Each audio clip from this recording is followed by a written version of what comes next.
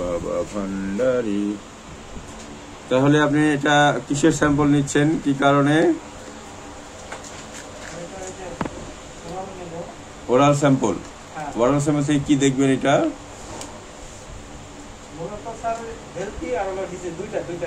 দুইটা, হ্যাঁ। একটা কি? আচ্ছা, মানে স্যালাইভা থেকে কি কি টেস্ট করবেন?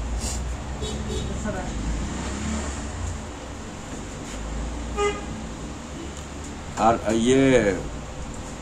আর হলো কি রেকটাল স্যাম্পল নেবেন না? রেকটাল স্যাম্পল থেকে কি নেবেন? জীবাণু। তারপর কি ওটা কালচার করবেন? কালচার করে মাইক্রোবিয়াল রেজিস্ট্যান্স দেখবেন। আচ্ছা,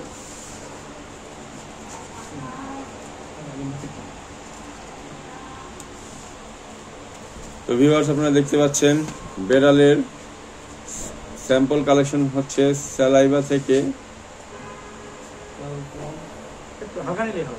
হালকা না, হ্যাঁ। স্যাম্পল কালেকশন হয়ে গেল। এখন আর কি নিবেন?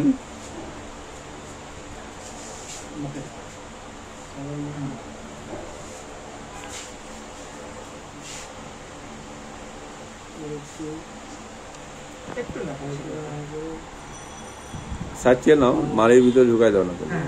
হ্যাঁ, কি হয়েছে?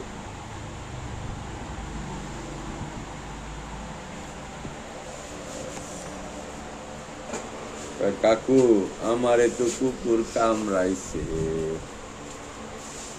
এখন স্যাম্পলটা নাকের স্যাম্পল নেওয়া হচ্ছে, নাকের সোয়াব নেওয়া হচ্ছে। নাকে যেসব জীবাণু আছে সেইগুলোর কি হবে?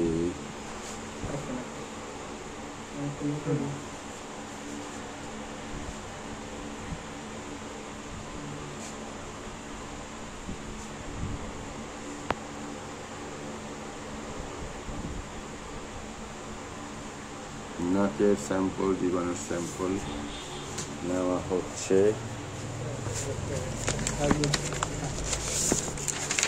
তাহলে এগুলো কি genomic mapping and elucidating the antimicrobial resistance pathogen evaluation in companion and farm animal. ও, ফার্ম অ্যানিমেলও নাও হচ্ছে। আচ্ছা, কম্পেনিয়ন হলো কি কুকুর, বিড়াল, পাখি সব? আচ্ছা, তাহলে বাংলাদেশে, হ্যাঁ, তাহলে বাংলাদেশে এটা ভালো রিসার্চ হচ্ছে। লাইভস্টক রিসার্চ ইনস্টিটিউট এই রিসার্চটি করছে।